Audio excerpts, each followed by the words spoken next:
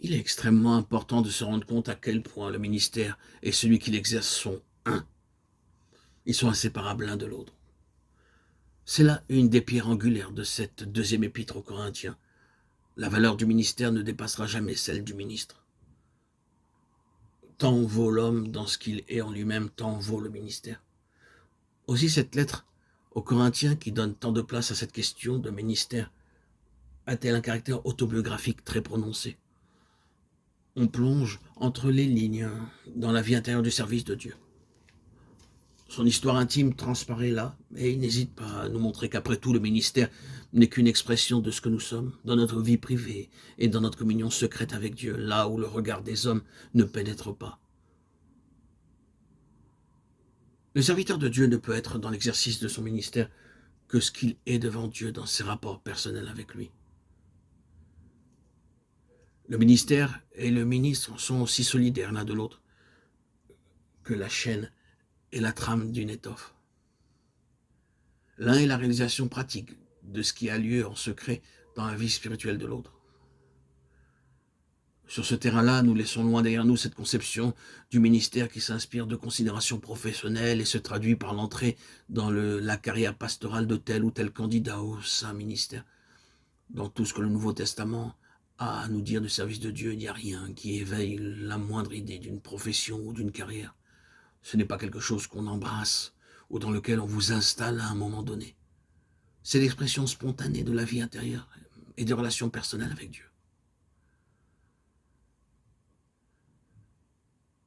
Aussi, le ministère est-il, dans une large mesure, une question de personnalité. Mais entendons-nous, qu'est-ce que la personnalité? Nous prenons le mot ici dans son sens élevé spirituel. La personnalité, c'est le caractère formé dans l'intimité de Dieu. Si vous pouvez mettre cette définition sens dehors, sens dedans, et en extraire tout ce qu'elle contient, vous êtes sur le bon chemin pour comprendre ce que c'est que le ministère. Le ministère, c'est l'expression au milieu des hommes de ce qui a eu lieu loin des hommes, dans des conditions qui leur échappent et qu'ils sont incapables d'expliquer. Histoire profonde, intérieure, secrète, dont Dieu seul connaît le déroulement. L'individu lui-même ignore parfois ce qui lui arrive. Dieu se charge de préparer une situation spirituelle qui l'amène dans une solitude profonde où certainement personne d'autre que Dieu ne peut comprendre. C'est là que se forme la personnalité spirituelle. Puis un jour, de ces profondeurs mystérieuses qui ont vu s'accomplir les divines opérations, l'homme sort avec un message. Et ce n'est pas quelque chose qu'il a arrangé, composé d'avance et mis sur le papier. C'est l'expression de ce que Dieu a fait en lui, pour lui en donner l'explication après coup. Ce n'est pas simplement quelque chose qu'il a vu et compris.